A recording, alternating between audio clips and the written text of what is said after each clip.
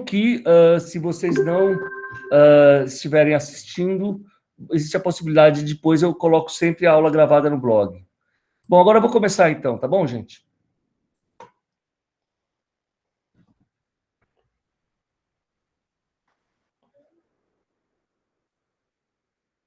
Bom, como eu digo para vocês,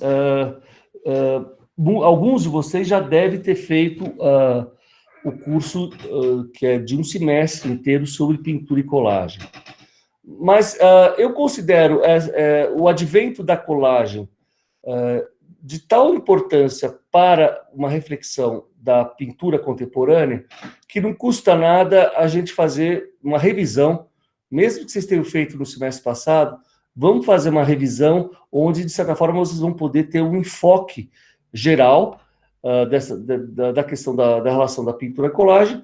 E para quem não teve a possibilidade de fazer o curso comigo, vocês têm pelo menos a possibilidade de ter um mapeamento dessas questões que, ao meu ver, são muito importantes para pensar a questão da composição na pintura moderna e contemporânea. Bom, eu começo com um texto do Foucault, em que ele diz o seguinte: nossa época atual seria talvez a época do espaço. Estamos na época do simultâneo. Estamos na época da justaposição, na época do perto e do longe, do lado a lado, do disperso.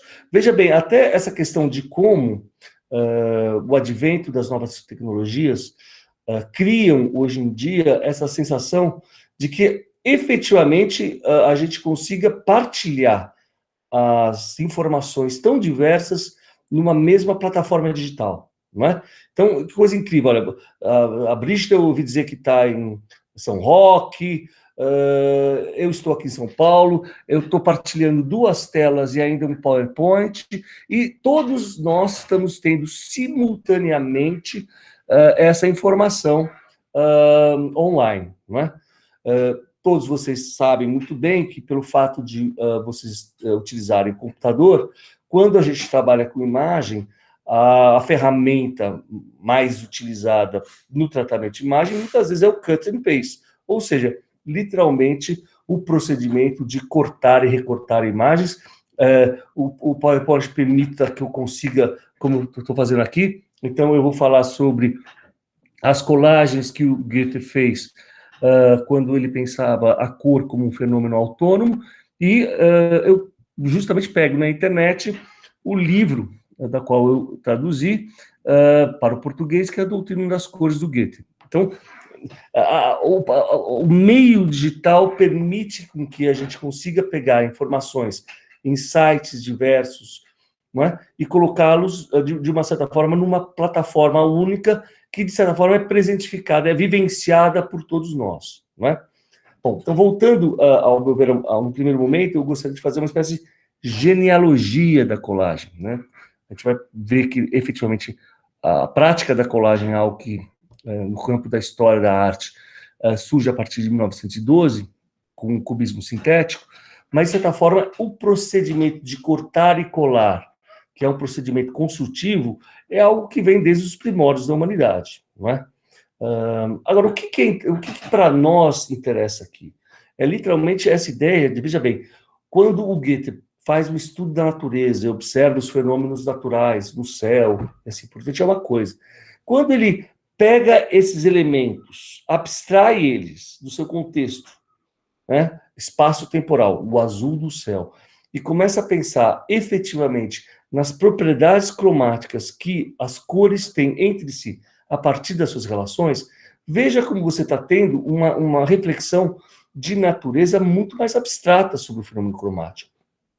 E, de certa forma, curiosamente, é muito importante vocês pensarem como esses esquemas da fisiologia da visão antecipam muito, não é, a pintura abstrata. Né? E como, de certa forma, toda pintura abstrata se pauta num estudo, por assim dizer, não de observação das cores na natureza, mas muito mais num estudo da maneira como as cores são capazes de produzir determinadas sensações cromáticas no observador. Não é? Então, vejam que coisa incrível, né? Paul Klee só vai aparecer 120 anos depois dessas dessas tábuas, dessas colagens feitas pelo Goethe.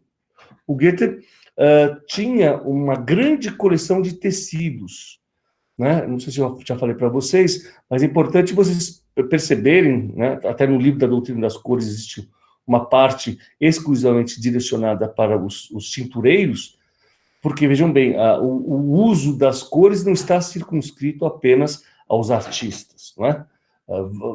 Você pode abordar as cores numa perspectiva filosófica, você pode abordar as cores numa perspectiva física, você pode abordar as cores numa perspectiva física, química, você pode abordar as cores numa perspectiva sintomática, médica, você pode estudar as coisas a partir das suas diferentes práticas, não é? E uma das práticas milenares que tratam da questão cromática justamente vai ser a do tintureiro. Anos mais tarde, o próprio Chevreul, que é um mestre da maneira da composição cromática na França, né, vai perceber que dois fios verdes e vermelhos, quando estão entrelaçados, eles produzem misturas óticas, que não produzem uma sensação agradável para aquele que olha. Né? Bom, pensando em algumas questões cruciais para a gente entender a questão da colagem, uma delas é que, de certa forma, a gente pode pensar que antes do advento do computador, a gente pode imaginar que o museu, né, no caso o Louvre, que é o primeiro museu a se tornar público em 1793, o que o museu tem de absolutamente singular? Né? O museu é este lugar onde que acolhe, por assim dizer, as mais variadas coleções de arte do mundo e coloca eles também coloca hoje em dia numa plataforma digital, mas anteriormente colocava num só espaço, né? Então, você, ao andar pelo Louvre, você pode, no primeiro andar, ver toda uma coleção de artefatos egípcios. Vira à esquerda, você pode deparar com uma tumba etrusca. Vira à direita, você pode se deparar com um fragmento de uma pintura greco-romana. Você sobe um andar, você se depara com a pintura do Renascimento. Então, você tem um pouco essa sensação, não é, de partilhar um pouco a história do mundo simultaneamente. Isso, de certa forma, acho que vocês todos já devem ter ouvido falar do famoso texto do Walter Benjamin, a obra de arte na época da sua reprodutibilidade mecânica. De certa forma, você tem o fato de que esses objetos são tirados do seu contexto espaço-temporal, né? Então, quando as frisas do Partenon são tiradas do Partenon e são levadas para o British Museum, você tem uma relação distinta, porque você não está olhando aquelas frisas, né, acopladas ao lugar aonde elas foram destinadas, naquela situação geográfica, naquela situação temporal. Né? É toda uma abstração que deve ser feita a partir do qual você consegue, a partir de uma abstração, imaginar como seria se essas frisas estivessem no Partenon. Isso vai fazer com que, ao final do século XIX, a formação artística se efetive também no espaço do museu. Né? E um dos primeiros artistas que pinta de uma maneira museológica é o Manet. Manet, não Monet, tá escrito errado aí, Manet. Do famoso Déjeuner sur l'herbe de 1863. Então, o que você tem aqui de tão interessante? É uma pintura que aparentemente parece natural, ou seja, dois jovens almoçando na relva com duas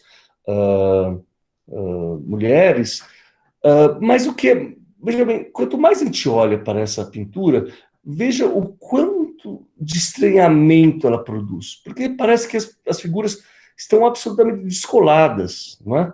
A mulher nua não está no mesmo plano óptico do que os homens, e os homens não estão no mesmo plano óptico da figura ao fundo. E mais do que isso, vejam como a natureza parece muito mais uma espécie de fundo pintado para um daguerreótipo, ou seja, um fundo totalmente artificial, um fundo, por assim dizer, até teatral. Né? Você não tem a sensação que as pessoas estão efetivamente na relva, elas estão coladas, né, sobrepostas uma à outra, onde até você não tem uma iluminação que dê uma dimensão atmosférica. Veja como a iluminação que recai sobre o nu, ela tem uma artificialidade, uma exterioridade tão grande que parece que a mulher está recebendo um banho de flash, né? E que por isso que ela se destaca e olha para o fotógrafo, observador, de uma maneira totalmente estranha, né? Então você tem uma pintura que, embora ela trate de uma natureza primordial, uma natureza onde os homens estariam supostamente se divertindo, você vê que é uma pintura totalmente artificial e que você tem uma complexidade que é dada justamente pelo fato de Manet querer juntar três grandes pinturas de gênero, três estilos, né, que um deles é a pintura da paisagem, outro do nu e o outro da natureza morta, fazendo com que esses três planos estejam, esses três gêneros da pintura estejam simultaneamente contemplados numa só pintura, não é? E mais do que isso, a gente vai fazer um estudo mais aprofundado, a gente vê como a maneira como essas figuras estão dispostas no quadro remetem a toda uma genealogia da pintura que nos remete ao conceito campestre do Tiziano, e por sua vez que trata assim de uma cena muito mais idealista, mas onde efetivamente as mulheres nuas são ninfas, por isso que elas estão nuas, não é? Você não tem um caráter aqui dessa mulher nua que claramente tem um olhar comprometedor e claramente coloca o observador numa situação estranha, porque a gente não sabe muito bem de sagrado, por assim dizer, a sua apresentação não tem nada, ela tem muito mais, parece mais uma menina fazendo um programa, não é? Então, veja bem como esse mundo urbano, né, que propicia o estudo da pintura aqui, né, no Louvre, vai fazer com que você tenha uma relação fragmentária, onde, só através da síntese da capacidade cognitiva do observador, é que você vai ter a capacidade de juntar elementos tão díspares entre si, numa unidade que nunca é efetiva na pintura. Tá? Com o advento da fotografia, obviamente, o recurso à fotomontagem é algo que surge, né, já no final do século XIX. E é muito curioso, isso foi resgatado pelo Metropolitan, algumas fotocolagens feitas por senhoras bem abastadas que utilizavam a prática da fotomontagem como uma espécie de hobby. Agora, veja bem, o que é muito curioso é que nessa abordagem da fotocolagem, pela maneira como você faz o cut and paste, o recorte, e daí a sua graça, a sua curiosidade, está no fato de justamente você não ter mais um princípio ordenador racional como uma perspectiva que permita com que os objetos tenham uma grandeza relativa à medida em que eles estão num espaço unificado, não é? Então, uma figura no primeiro plano apareceria maior, uma figura no último plano apareceria menor. Isso não acontece, né? Você tem uma relação simbólica, em que os objetos adquirem espaços próprios que não se relacionam entre si, né? Tem uma famosa fotomontagem do Valério Vieira, que olha que beleza, que você tem essa ironia, inclusive, de um sujeito que se vê multiplicado nos seus mais diversificados afazeres. Ele assume para a tarefa de ser um músico que toca todos os instrumentos musicais simultaneamente e, mais do que isso, também se torna uma espécie de observador de si mesmo, né?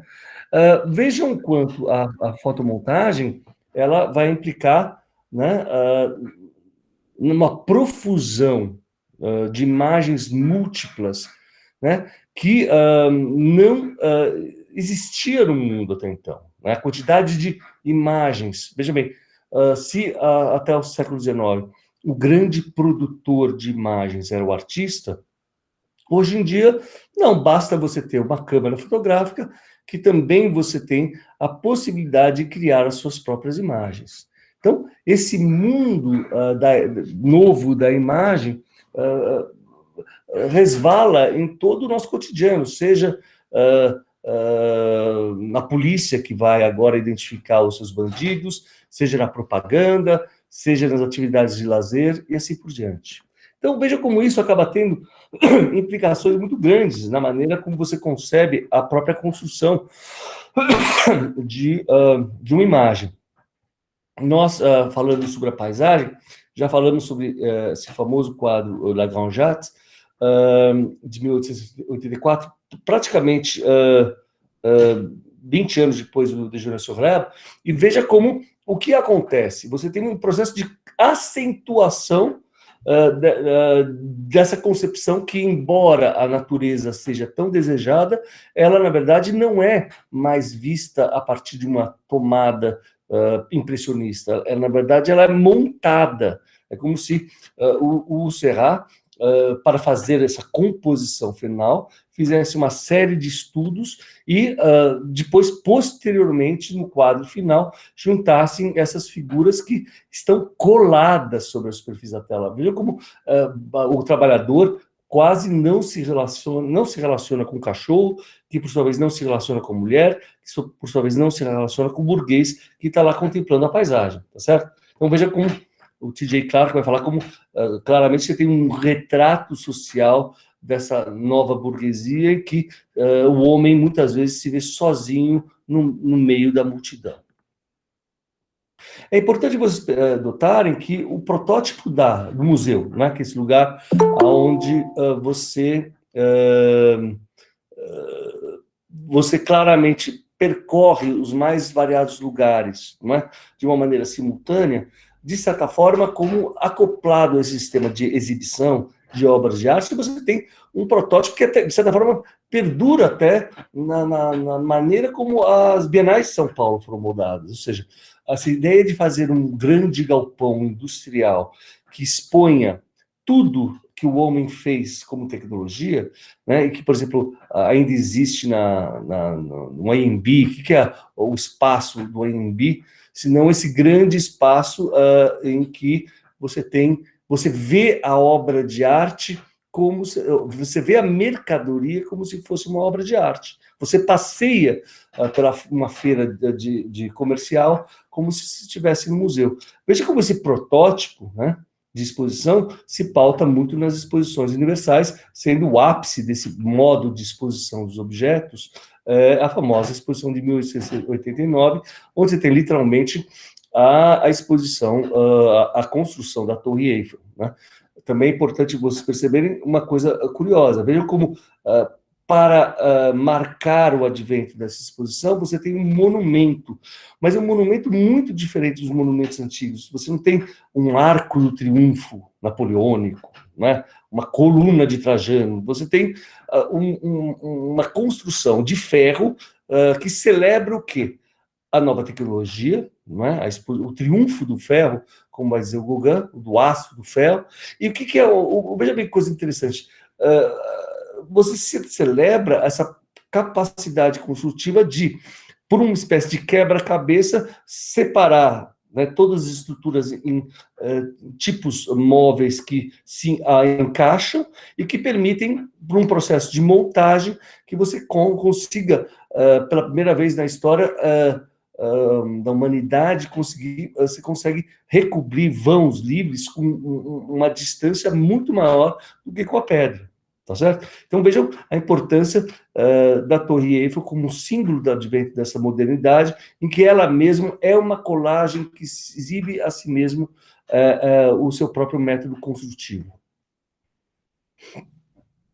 Vejam como, né, o princípio, embora a gente não esteja falando ainda da colagem, veja como, né, no começo do século, você tem essa capacidade vejam como, por exemplo, na obra do Klimt, você tem uma fusão, né, um ecletismo estilístico. Não é? Então, o que é muito interessante nesse trabalho? Primeiro, a recuperação do aspecto ornamental, do dourado, não é? Que é algo que tinha sido perdido desde o advento do Renascimento. Depois, uma profusão de estilos que vão desde das tesseras do estilo bizantino a fragmentos do vestido que aludem a óleos de Ra, óleos egípcios, né? E só na construção do rosto é que você tem, né, uma representação mais supostamente naturalista do retrato. Bom, vejam que a invenção da tipografia, né, vai fazer com que um ambiente, né, de certa forma, acromático, como era Paris no século XIX, mude por completo. Porque veja como as cores eram todas rebaixadas nas fachadas, e como agora, com o advento da tipografia, você vai ter uma mudança na construção da apresentação dos objetos, e veja como tudo se torna muito mais colorido, não é? E mais descartável. Não é? Então você tem uma relação também totalmente diferente com a imagem da cidade. Não é? Você sabe muito bem, também, com o advento da Revolução Industrial, como você vai ter novos sistemas produtivos em que o trabalhador não tem mais o controle total da construção de um objeto, de uma manufatura, ele apenas é parte de uma escala, né, de uma escala produtiva, a qual ele, veja bem, ele não é um artesão que, por exemplo, se ele fosse um carpinteiro, ele saberia construir a sua própria cadeira. Isso não acontece aqui, não é? Ele só tem um domínio de uma etapa do processo construtivo. Então, veja como você tem a famosa alienação da mão de obra, ou seja, a incapacidade do trabalhador de ter o controle efetivo final do objeto manufaturado, para que ele mesmo pudesse escolher o quanto ele seria precificado. Outra questão muito importante é vocês notarem como, no final do século XIX, você tem a famosa abertura dos portos do Japão, né? O Japão, que ficou 250 anos absolutamente isolado do resto do mundo, contato muito rarefeito com os holandeses, mas veja como, com a abertura dos portos em 1853, você tem essa invasão de objetos manufaturados e artísticos japoneses que vão produzir uma febre chamada japonismo. Você vai ter revistas culturais que fazem alusão à pintura do Ukiyo-e, e isso vai ter uma reverberação tão grande nos artistas. Vejam como o Van Gogh vai fazer um retrato de si mesmo, todo ele com uma série de colagens de estampas japonesas ao fundo. Né? Ele mesmo vai buscar o sul da França como lugar, o seu Japão idealizado. Né? Também é uma coisa interessante vocês pensarem como muitos dos artistas impressionistas, como o Monet, né? Como Degas, e o próprio Van Gogh, vão ser colecionistas. O Toulouse-Lautrec, eles vão ter uma coleção. Se eu não me engano, o Monet chega a ter 26 estampas japonesas em sua residência. Então, essa ideia também do colecionismo, né? Isso é um assunto mais complexo, mas é algo que está muito vinculado à ideia da colagem. Tá? Bom, a prática de colar objetos numa determinada superfície é uma coisa que vem desde os anos 1200 a.C. no Japão, tá certo? Mas vejam como essa prática se torna algo bastante recorrente no século XIX, e vejam que interessante esse biombo japonês, em que você tem estilos, não é? E mesmo essa relação muito curiosa da maneira como eles tratam a questão da imagem e escrita numa dimensão totalmente diferente da gente, não é? Vejam como é comum, por exemplo, para um japonês contemplar um poema a partir da sua dimensão gráfica.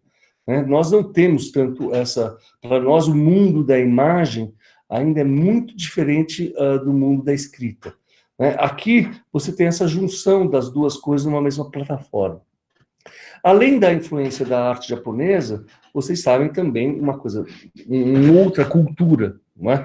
Bastante importante, que vai ser descoberta com o colonialismo, vai ser a arte africana. Então, vejam bem, o que você vai ter, então, numa cidade como Paris, uma espécie de choque de vários estilos culturais numa só escala. Não é? Então, veja como esse é o mundo da colagem, que você não tem mais a predominância de uma única forma estilística, você tem uma espécie de junção de estilos que vai desde da maneira como os japoneses representam os corpos, que é totalmente diferente, por assim dizer, da maneira como os africanos representam os corpos. E o que o Picasso está trabalhando justamente nessa ideia que existem códigos estilísticos que não se pautam necessariamente na ideia da mimese ou de uma representação fidedigna do mundo. Eu posso representar um rosto a partir da ideia do que eu tenho dele, né?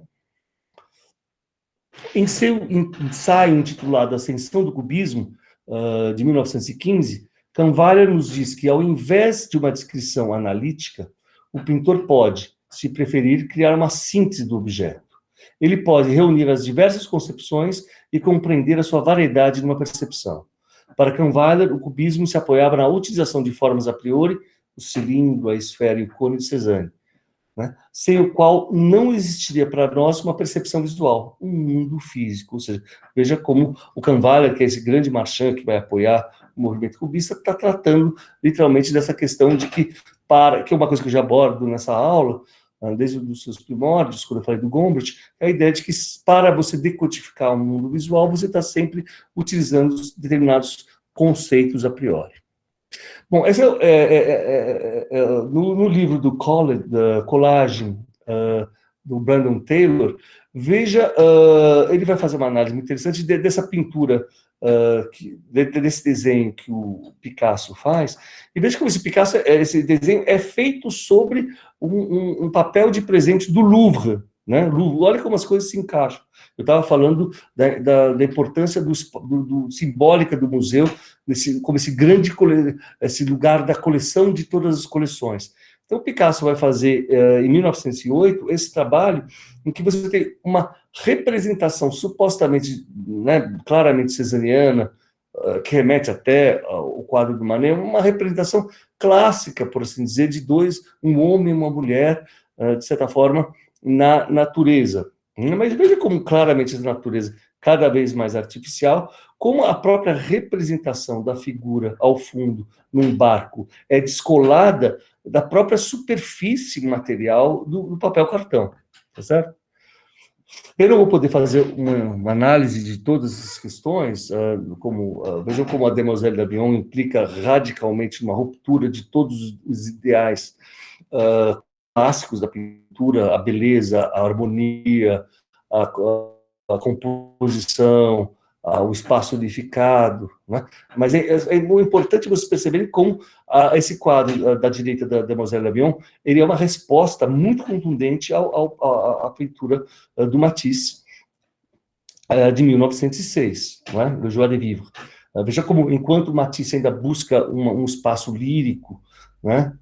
Em que o homem está numa relação harmônica com a natureza, e vejam como, do ponto de vista da colagem, você tem uma emancipação da cor, né? Um campo amarelo, por exemplo, e um céu rosa, que nada se adequa aos critérios de representação realista do mundo, né? No caso do Picasso, que no fundo, vejam como esses dois quadros fazem alusão ao quadro do Manet, que eu me referi no começo da aula, você tem, de novo, aqui uma pintura que, de certa forma, está sendo feita como uma releitura de uma outra pintura. Então, veja como isso faz com que, cada vez mais, a apreciação estética de uma obra de arte se faça também por uma espécie de capacidade analítica do homem de tentar ver a imagem e decodificá-la em função do seu contexto na história da arte. A gente falou um pouco a respeito das feiras de exposição universal.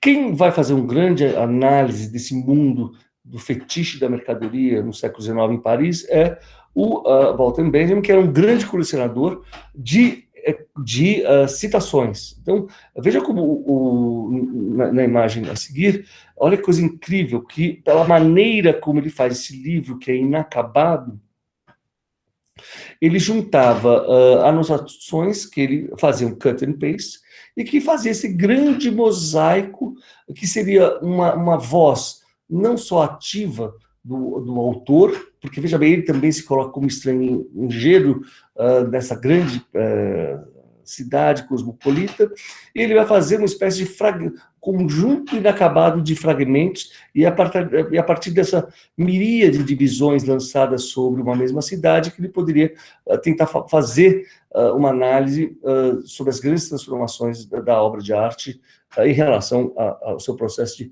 fetichização, por assim dizer. Do ponto de vista também da história da arte, veja como novas perspectivas se abrem quando você, com Aby Warburg, não tem mais uma concepção linear da história, não é tão somente. Essa concepção aparece quase como um processo, como na onda do Marx repete, processos de, como ele vai dizer, de pathos formel. A ideia é que existem formas sintomáticas que reaparecem continuamente na história da arte, no caso ocidental, mas isso que permite a ele fazer uma análise da história, tendo em vista primordialmente a questão da imagem. Ou seja, se durante muito tempo, desde Vasari, até Hegel, a história da arte se fazia através da escrita, uma linearidade narrativa, o que você tem aqui pela primeira vez é a possibilidade de pensar, veja bem como a gente está vendo agora, uma relação entre os objetos artísticos que é dada por uma espécie de um fenômeno visual que revelaria certas estruturas internas da imagem, que nos permitiria leituras muito mais complexas da relação da imagem com a palavra. Bom, por fim, chegamos em 1912, essa é o papier collé que o Braque faz. Um pouco antes, o Picasso vai ter feito uma pintura, que é, de certa forma, a primeira colagem, mas esse é o primeiro papel colado de 1912. Bom, aí que a gente pode entrar, provavelmente dito na parte final da nossa aula, que é uma compreensão, efetivamente, do que seria uma colagem. Como vai dizer Marjorie Perloff no seu livro Momento Futurista, a composição da colagem é distinta das colações do século XIX, pelo fato de que nem sempre implica a transferência de materiais de um contexto para o outro, ainda que o contexto original não possa ser apagado. Então, veja bem, o ato de você colar uma coisa sobre a outra, não necessariamente, como vai dizer a Marjorie Perloff, não necessariamente implica nesse processo de fragmentação e recomposição da imagem, que, de certa forma, é o procedimento inaugural do cubismo sintético. Como vai dizer o Braque, a perspectiva tradicional não me satisfazia. Mecânica como ela é, a perspectiva não permite jamais a posse plena das coisas. Ela parte de um ponto de vista e não sai dele. Então, vejam bem como, para o nosso curso aqui, como a colagem aparece como um método compositivo que vai ter uma importância fundamental, inclusive na quebra da ideia da pintura como metáfora visual de uma janela, ao qual você teria a representação de um mundo tridimensional. Essa posse plena dos objetos é dada pela materialidade e concretude da própria imagem em relação ao seu próprio meio material. Em síntese, o cubismo efetua, segundo Braque, uma exploração que parte da crítica da cor local e leva à cisão entre forma e cor. Quanto ao autor local, antes desenhava-se um objeto e a ele implicitamente atinha sua cor, não é? Pois bem, nós percebemos que a cor agia independentemente da forma. A ação independente da cor a conduz cada vez mais para o seu espaço real. A cor é entendida cada vez mais como matéria. Eu percebia o quanto a cor depende da matéria. Eis um exemplo. Mole 2 tecidos brancos, mas de matéria diferente na mesma tinta. E suas cores serão diferentes. Então, vejam, do ponto de vista do estudo da cor, vejam como a colagem permite você pensar não mais a cor local, ou seja, se eu coloco uma mancha de azul numa superfície da tela, eu não estou criando uma ilusão de uma visão de um mundo ao qual o azul cerúleo seria uma representação do céu. Eu estou pensando nas propriedades compositivas da cor, enquanto elemento concreto e material. Essa colagem do Picasso, que também foi feita um pouco antes do papier collé, cerca de 6 meses antes, também implica uma mudança radical na maneira como você vai perceber o objeto. Porque, veja, você não tem mais a moldura dourada que caracterizaria o espaço da arte e o espaço da vida como espaços diversificados. E vejam como, por esse formato muito curioso, você tem uma relação dúbia em relação à obra, porque ora você a vê como fragmento de uma janela, né? Ora ela aparece apenas, tão somente, como o fundo de uma cadeira, né?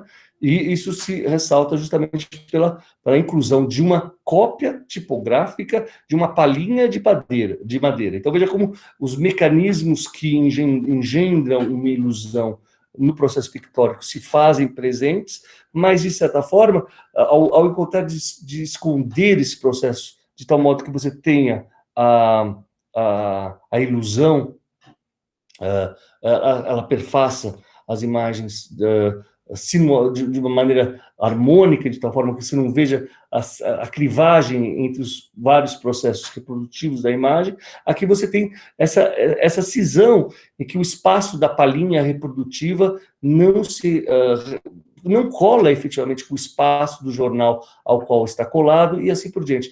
Vejam também o quanto, para o advento dessa pesquisa, era fundamental que você fizesse uma natureza morta, que é, por excelência, um espaço muito mais artificial do que o espaço da natureza, né?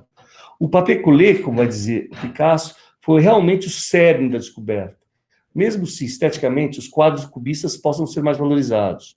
Um dos pontos fundamentais do cubismo visava deslocar a realidade. Ela não estava mais no objeto, mas na pintura. O objetivo da colagem era mostrar que materiais diferentes poderiam entrar na composição para se tornar uma realidade no quadro distinta da natureza. Temos que nos livrar do trompe-l'œil, né, que é a ilusão, o olhar, a enganação do olhar, a fim de chegar ao trompe-l'esprit, ou seja, a enganação do espírito. Então, veja bem, a operação artística não está apenas no âmbito da aparência, ela está investigando, né, em que medida a nossa capacidade de conhecimento das coisas do mundo está vinculada a uma atividade não apenas visual, mas a uma atividade também cerebral. Ora, as primeiras colagens justamente eram feitas com esses... o espaço era móvel, então com o alfinete você poderia fazer as junções necessárias até chegar a uma forma perfeita. Também, veja bem, o fato das primeiras colagens serem feitas com instrumentos musicais, instrumentos que aludem, por excelência, a mais abstrata das linguagens artísticas, que é a música, né? Então você tem, né, para sintetizar aqui, a representação da natureza morta como um microcosmos, como um espaço artificial, a natureza construída pela mão do homem, né, a utilização de instrumentos musicais, o seu aspecto tátil também, o fato de quando você toca ele se anima, e a construção de um espaço experimental cuja composição não se faz de acordo com leis fixas, como no caso da perspectiva. Você tem uma espécie de tatear da composição, onde quase que como uma espécie de acaso, os objetos os objetos impressos nas suas mais variadas linguagens. Vejam nessa famosa colagem do Picasso. Você tem um instrumento musical, você tem uma partitura musical, você tem um jornal, né? E você tem um papel de fundo que remete a uma parede decorada, né? Veja como, né, literalmente, os objetos mantêm a sua identidade, né? A partitura não deixa de ser partitura, mas o que é muito interessante é você perceber que quase que por um ato de mágica, e esse ato é dado pela a nossa capacidade da imaginação, a nossa capacidade sintética de pegar objetos tão díspares, de tal forma que a gente consegue, de algum modo, fazer com que esses objetos, embora tão díspares, consigam se unificar numa imagem de um violão que não existe. Se vocês olharem para ele, não tem um violão, mas tem. E esse jogo se faz, como o Picasso mesmo diz, numa dimensão não apenas visual, mas perceptiva, envolve a nossa capacidade sintética de linkar objetos tão díspares unidade sintética. Vejam bem, então, o quanto esse método compositivo, de colar, recolar, desgrudar, vai mudar, né, totalmente a maneira através da qual o Picasso vai ver o mundo e vai representar suas pinturas. Né? Então, veja bem, é uma colagem? É uma colagem, é uma pintura em que você tem um fragmento aqui de um pedaço de pano, mas todo o restante da pintura é feito com papéis colados, tá claro? Mas ao mesmo tempo você tem superfícies que, como esse verde, né? Esse verde é pintado. Mas veja bem, mas ele aparece também como um elemento díspare em relação ao papel de parede. E mais do que isso, veja a importância conceitual do título na composição. Né? Então, aqui, retrato de uma menina. Ah, ok, agora que eu tive uma deixa do Picasso, é que eu posso agora tentar olhar para essa junção de elementos tão díspares entre si e tentar fazer uma junção ao qual eu tento imaginar a figura de uma menina. Então, olha que coisa incrível. Então, de certa forma, esse triângulo que está num primeiro momento que aparece aqui, todo ele pontilhado, ele se assemelha, por assim dizer, a um possível vestido ou um corpo. Aí eu olho embaixo, tem as mãos. Mas que coisa curiosa, será que ela está deitada ou ela está sentada? Qual é como ela se encontra nesse espaço? Veja bem, isso cada vez mais implica na nossa capacidade de utilizar a nossa imaginação e, de certa forma, de maneira recorrente, abstraia. Porque, veja bem, as questões para que a gente possa operar numa síntese. Então, veja bem, o que esse verde remete? Remete à relva? Não remete mais. Remete ao interior verde. Então, veja bem, quanto mais a gente olha para essa pintura, mais nós temos a sensação que as coisas estão sempre se separando e sempre juntando entre si. Tá certo? Mais uma outra pintura do Picasso, o Arlequim. Então, de novo, a importância do título, né? Que em função do título é que na pintura não tem nada indicativo que isso seja um Arlequim, a não ser a roupa deles, a roupagem de Arlequim. Mas o título vai me permitir, efetivamente, com que eu junte essas partes e tente produzir uma imagem efetiva de um Arlequim. Vejam bem, a questão da colagem aí passa a operar não só na arte do cubismo sintético, né, que é a partir de 1912. Se a gente pegar, por exemplo, uma obra como do De Chirico, de 1914, então veja bem, curiosamente, no primeiro momento a gente fala, mas não é tão fragmentado como aquela pintura do Picasso. Mas é também muito estranho, não é? É um mundo totalmente do artifício, não é? Um mundo mental, um mundo metafísico, porque existe na natureza um céu verde. Como é que essas coisas, essa estátua, esse trem, essas figuras ao fundo, se articulam numa superfície pictórica? Como vai dizer o David Sylvester, uma composição de De Chirico é uma espécie de colagem em que cada elemento foi visto de uma posição diferente, um close-up ou uma tomada a longa distância. Então, a gente pode fazer um amplo panorama sobre a questão da colagem.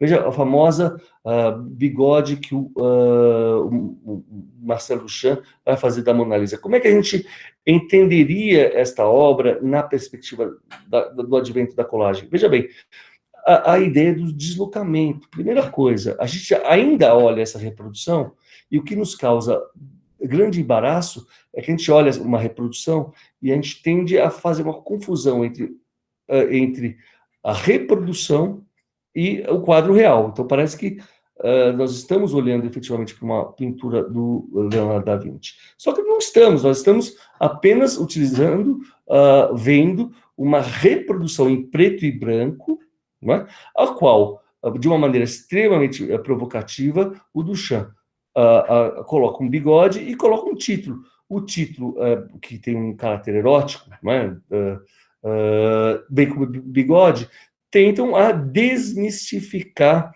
a imagem sagrada que nós temos da Mona Lisa. Mas, veja bem, a operação é claramente transformar a Mona Lisa numa colagem, é claro. Veja como no futurismo você tem também a ideia de fragmentação dos objetos no espaço, visando a dar uma ilusão do movimento. Veja como do suprematismo, não é? Do Malevich. Veja como, de certa forma, todos os grandes movimentos artísticos do século XX, do começo do século XX, foram influenciados pelo cubismo sintético, por isso que ele é tão importante. Então, vejam bem, mas o que o Malevich tem de diferente em relação ao cubismo sintético do Gris, do Braque, do Picasso? Vejam a concretude das formas geométricas, como esse quadrado azul adquire, agora ele não está mais remetendo a nenhum violão. É como se as formas abstratas progressivamente adquirissem uma atualidade, uma concretude, de tal forma que eu não preciso mais sequer criar a ilusão que eu estou fazendo uma pintura de natureza morta. Veja como a própria... uma questão interessante se pensarem como isso está vinculado a toda a tradição russa, que não teve uma presença muito grande de uma herança burguesa, dos grandes movimentos que vão do Renascimento até ao impressionismo. Ou seja, na Rússia você teve sempre uma pintura icônica, né? As pinturas de ícones são muito mais abstratas e simbólicas. Isso permite aos artistas russos que eles percebam o potencial simbólico inerente a uma pintura. Então veja como claramente esse quadrado abstrato ele não tem apenas o seu caráter abstrato, ele tem um caráter simbólico espiritual fundamental, tá certo? Vejam como, até como procedimento didático, a arte da colagem vai servir muito ao Malevich, que com a Revolução de 17 trabalha como professor e pesquisador.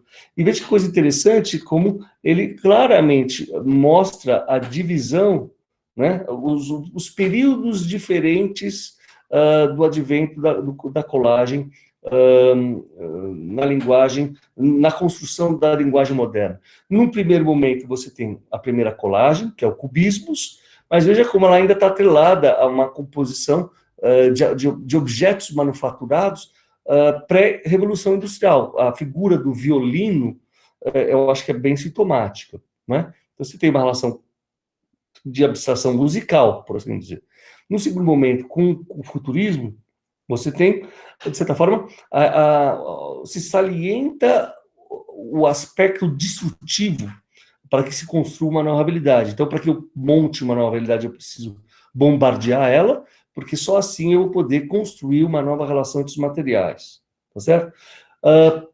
No entanto, com o suprematismo, aí que você vai ter uma nova visão dos objetos, que, veja bem, o que seria de inovador aqui? O próprio a própria tomada de posição do artista, que ao invés de estar observando os objetos frontalmente, na verdade, ele adquire um olhar de sobrevoo em relação à realidade. Né? E veja como esse olhar de sobrevoo só pode existir com o avião. Né? Então, eu não estou representando o avião, eu sou o avião. Eu tenho essa capacidade de olhar para o mundo numa nova perspectiva, numa nova ótica. Então, veja como todo esse procedimento surge claramente a partir desse processo analítico de fragmentação e recomposição dos objetos. Então, veja bem, isso que permite, né, em 21 já, um quadro tão radical, monocromático, né, do Rodchenko. Então, que você tem como se fossem 3 peças de papel cortado. Literalmente, o que ele está querendo falar? Olha, toda pintura é um processo abstrato e arbitrário de cores e formas. O que eu estou dando aí? A essência, a cor e a forma. Vocês podem fazer todo um mundo visível. Eu posso construir, não mais reproduzir. Tá certo? Eu posso construir todo um mundo novo visível a partir da articulação entre essas cores primárias e uma forma primordial.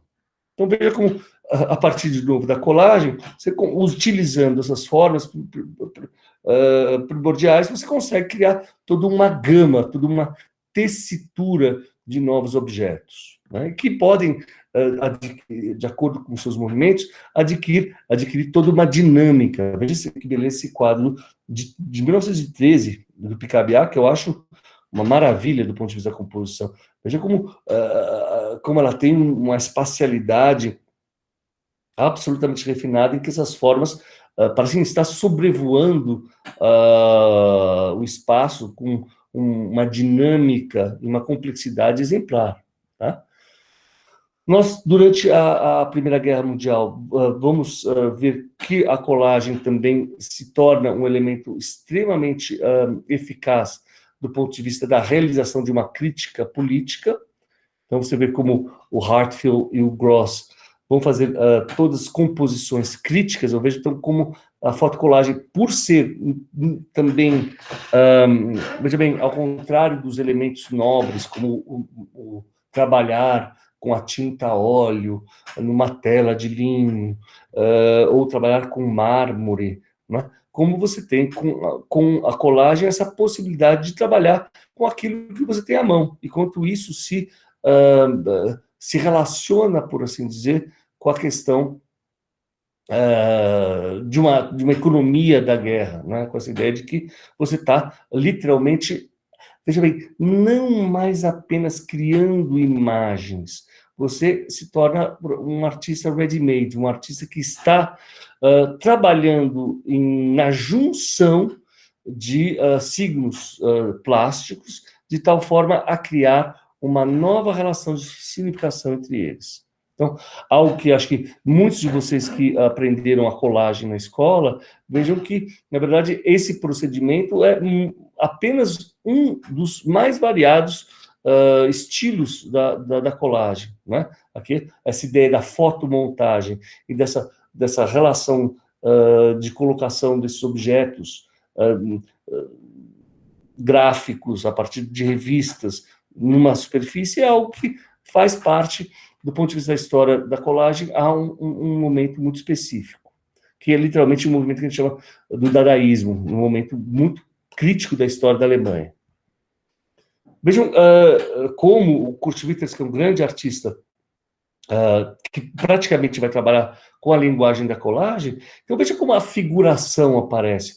Não se trata mais de um artista pintar uma mulher bonita. Veja como ele está claramente se apropriando de uma mulher bonita, de uma linguagem que é de um cartoon, e que claramente você tem uma ambiguidade muito grande, que o artista ele é esse agenciador de imagens ready-made, e aonde está a sua artisticidade? Está nessa capacidade de combinação de objetos heteróclitos numa superfície, de tal forma a produzir uma sensação de estranhamento. Então, veja como essa frutinha se aciona com... veja como os objetos... o que tem uma fruta de uma carta de baralho se relaciona com um cachimbo, tá certo?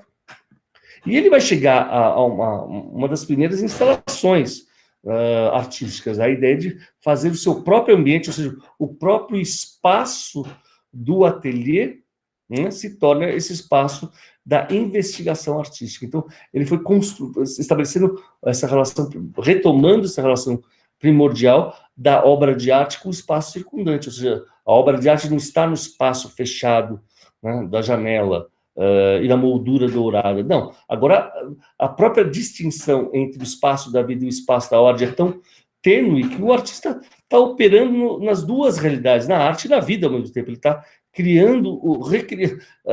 recriando o seu próprio espaço, a sua própria moradia. E esse processo foi tão obsessivo que uma hora a colagem saiu para fora dos limites do telhado. E, infelizmente, esse processo só parou porque essa construção foi bombardeada pelos aliados. Então, veja bem, né, como você tem, literalmente, essa capacidade de lidar com colagens de formas totalmente distintas. Então, aqui, de novo, o Picabia é um quadro totalmente diferente daquele outro que a gente viu, em que ele está fazendo o quê? Jogando com essa ideia de que nós todos vimos quando a gente vai no toalete, essa ideia dessa necessidade primordial do homem, de deixar a sua marca, de deixar seu grafite. Então ele vai fazer o quê? Eu sou o artista que não vou fazer apenas o meu grafite, eu vou ser uma espécie de colecionador, né, nesse meu olho, que não é mais um olho do Renascimento, né? Um olho que está juntando essa série de mensagens do mundo numa espécie de fragmento inacabado, né? Veja como o próprio escritório do André Breton, um grande nome do surrealismo, veja como o escritório dele é essa junção, é como se fosse um gabinete de curiosidades, aquilo que antecede o museu, que era justamente quando os grandes nobres tinham uma espécie de gabinete onde eles guardavam os objetos mais distintos, e como isso absolutamente inicia o estudo científico da biologia, dos estudos da natureza. Veja como o próprio gabinete de estudos do mestre do surrealismo, o André Breton, se pautava nessa ideia de junção de materiais claramente distintos num só espaço. Daí uma máxima frase dos surrealistas que diz o seguinte: belo como o encontro fortuito de um guarda-chuva com uma máquina de costura e uma mesa de dissecação. Gente, o que é isso? Não é? Qual o sentido de coisas... como é que os surrealistas vão evocar uma frase de um escrito do século XIX que nos parece tão estranho? A palavra estranhamento tem um sentido forte na colagem. É justamente fazer com que a nossa imaginação trabalhe ao máximo. Porque, veja bem, é só na nossa imaginação que a gente vai poder juntar um guarda-chuva, que é um objeto bastante estranho, se a gente refletir sobre ele, e que esse objeto manufaturado que tem, né, uma certa simbologia, ele remete a uma dimensão meio sexual, um pouco estranha, né? Como é que esse guarda-chuva é colocado numa mesa de dissecação? Ora, o que é a mesa de dissecação, senão esse lugar, por excelência, onde se disseca os corpos. Você disseca os objetos para criar uma nova realidade, tá certo? E o que, para depois de você cortar os corpos, o que você precisa? Você precisa depois da máquina de costura, dessa capacidade de juntar esses elementos que foram descosturados para criar uma nova ordem, uma nova realidade que ocorre numa esfera puramente mental. Então veja como a nossa percepção de obras tão conhecidas como essa do Magritte adquirem justamente uma maior complexidade quando a gente usa, de certa forma, a ferramenta da colagem. Não é? Porque que, justamente, aqui é como se o homem fosse guarda-chuva, não é? E que assume o lugar da chuva, não é? E que a nossa relação com a obra de arte é tão ambígua que, ora eu vejo essas figuras como pingos de chuva, ora eu vejo como pessoas. Aliás, para quem, se vocês já viram como o Einstein fala a respeito da teoria da relatividade, o quanto ele usa metáforas visuais, literalmente a grandiosidade do Einstein estava na capacidade de visualizar coisas que ninguém visualizava. Então, olha, só para ir terminando nossa aula, vejam uma pintura do Paul Klee, uma pintura agora abstrata. Vejam o quanto isso remete ao começo da nossa aula. Aquilo que foi feito 100 anos antes pelo Goethe. Não é? A ideia de você colar pedacinhos de papel e produzir uma trama, uma tessitura que remete a uma forma geométrica.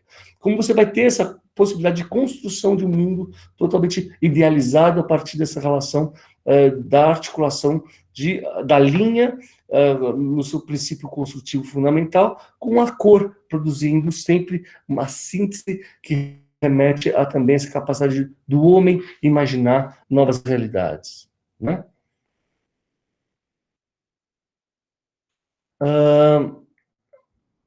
Eu acabo a minha aula com duas obras. Uma, a do Henri Matisse, que é um artista que, ao contrário do Picasso, vai fazer colagem no final da vida, né? E uma coisa muito bonita, veja como, de certa forma, a gente viu aquela obra, o Joie de Vivre, como o Matisse sempre manteve, né, ao contrário do Picasso, uma busca por uma harmonização das formas na composição do espaço, mas veja que qual é a novidade, é que com o advento da colagem, veja bem, ele resolve uma das questões mais importantes que o perseguiam, que ao invés de você ter uma relação dialética entre cor e forma, você tem essa relação em que quando eu corto uma superfície cromática com a tesoura, eu simultaneamente construo o objeto, a forma, né? Então eu pego um papel verde. Se eu recorto esse papel verde, eu simultaneamente estou fazendo a forma desse papel, né? Forma e cor, não é que, ao contrário da perspectiva, antes tem a linha e depois a cor, aqui não, de uma maneira simultânea, cor e forma surgem de maneiras simultâneas.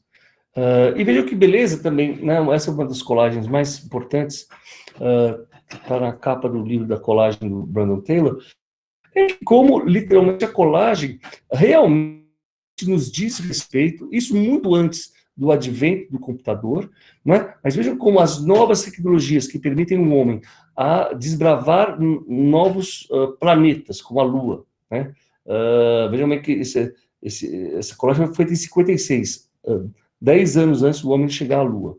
Né? Mas veja como, claramente, o que o Hamilton está fazendo? Mostrando como um ambiente tradicional burguês foi invadido de tal forma pelas novas tecnologias que a noção do que é a beleza do homem muda, porque é um homem que se vê como um pin-up, ele e a mulher pautam a sua ideia de beleza em função das revistas de publicação em massa. Como ao fundo você olha para a janela, você tem o advento do cinema. Como o seu pôster não é mais um quadro, mas é um pôster também de um cartoon, que o que você vai ouvir é um gravador, e o que você vai ver é uma televisão, não é? E o que você vai comer é um presunto enlatado. Então, e é nesse mundo que você vai ter a eclosão daquilo que a gente vai chamar arte pop. Não é?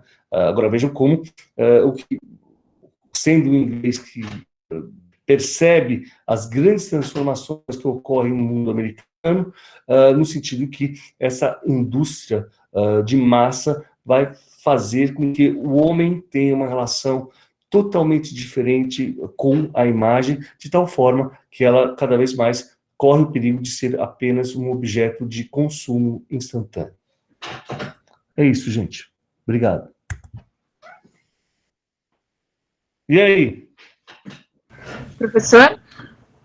Sim. Eu tentei fazer outra coisa essa semana usando aquilo que você tinha me falado, de não tentar jogar tanta tinta e confiar um pouco mais na pincelada. Eu posso mostrar? Claro, claro. Eu posso fazer só uma pergunta sobre a aula rapidinho primeiro? Claro, Carolina. Vocês estão vendo? Eu espero. Peraí, a Carolina queria fazer uma pergunta antes. Peraí, não, quem queria fazer uma pergunta? É a Helena que queria fazer uma pergunta. Helena. A Helena, faça uma pergunta, Helena. Rapidinho só, acho que aquele negócio da Marjorie, como é que é? Perloff, acho que falou, mas eu não entendi direito o que exatamente diferencia e o que sabe, qualifica a colagem do cubismo sintético como sendo colagem tipo com C maiúsculo, sabe? Por que as fotomontagens do século XIX não são consideradas colagens? Veja bem, você pode pegar uma superfície e ir colando elas, tá certo?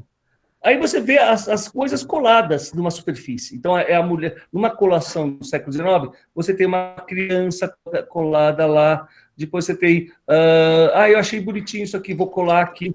Então, a colação é esse objeto onde você está justamente colocando os objetos e eles não perdem a sua identidade.